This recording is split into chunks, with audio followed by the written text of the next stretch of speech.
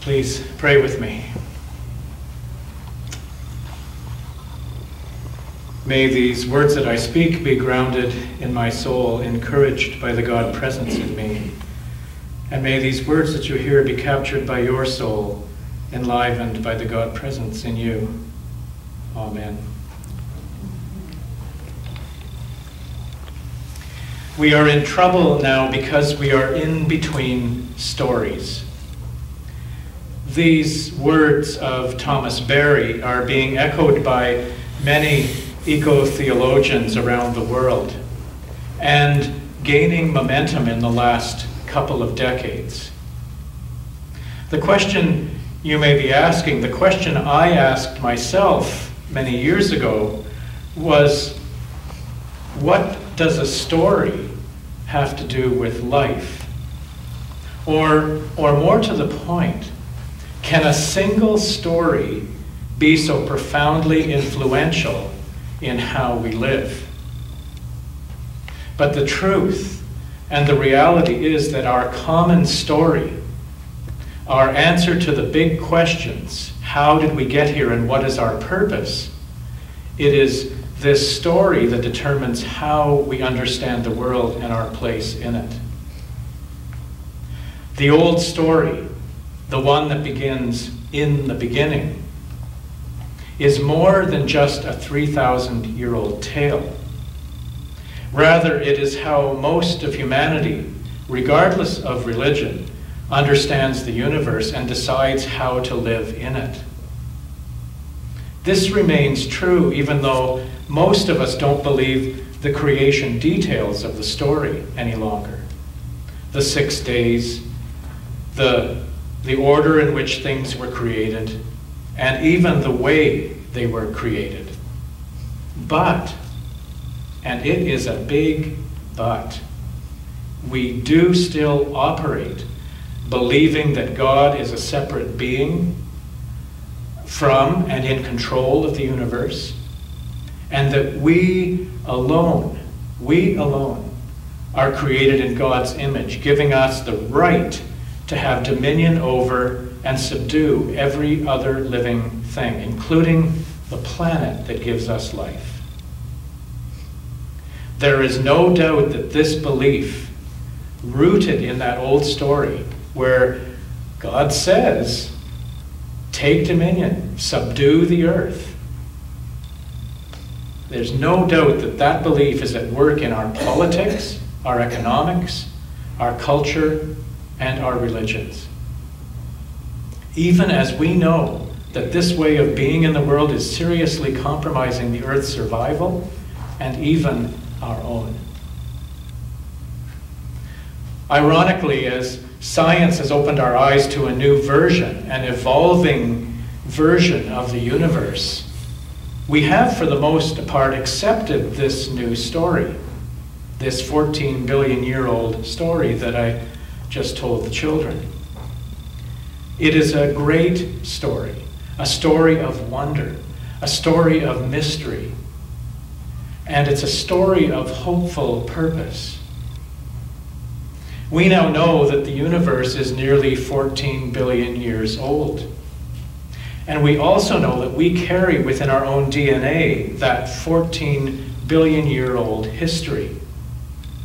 We are stardust like everything else in this beautiful cosmos.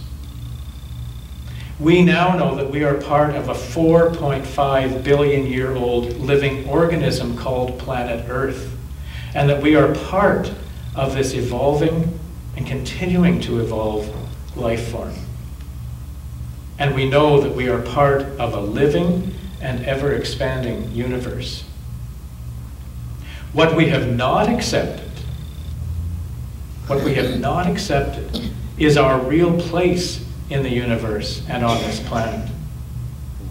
It seems to me that until we are willing to let go of that old story, to let go of our notion of dominance over, and learn to live in humble cooperation with the earth and all of its life forms, until then, we will not be able to fully embrace the new story, the great story.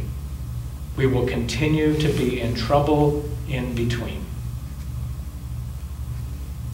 and my stardust friends.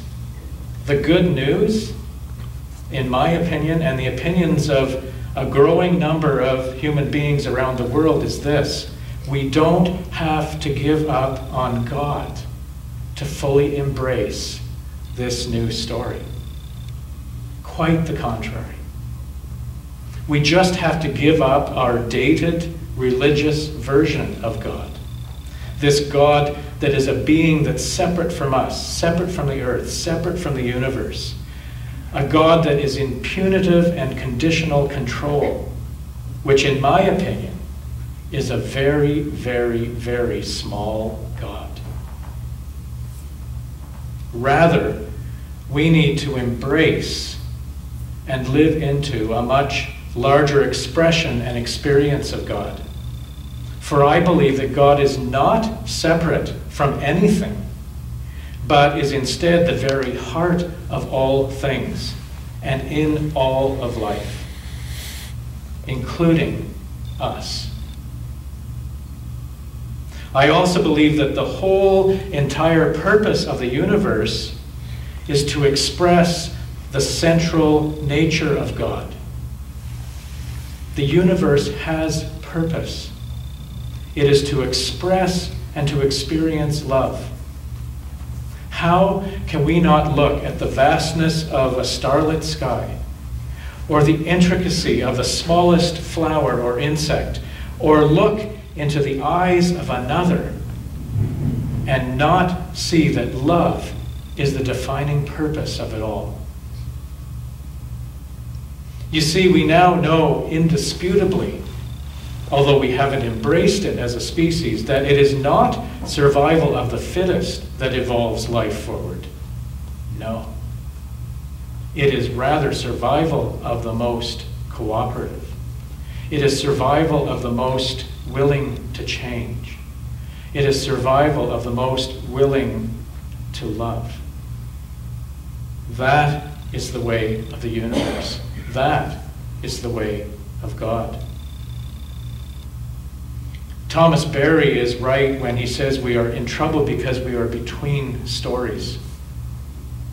And I don't think our governments or our corporations have the ability to get us out of trouble. I think Jim Taylor would agree with me if you read his article this morning. It was so timely. I do think that embracing and sharing this new story, this great story, is our work. It is the work of the church in the 21st century. And it in no way abandons the message of Jesus. For his message of love is only made bigger and stronger when it moves from love for each other to love, a universal love for all of life. Just imagine if church communities learned to embrace this new story and lived it in the world. It is more than a possibility that we could be the new movement that redeems our species and brings deeper and greater love to this universe. For that is the power and the purpose of the great story. Amen.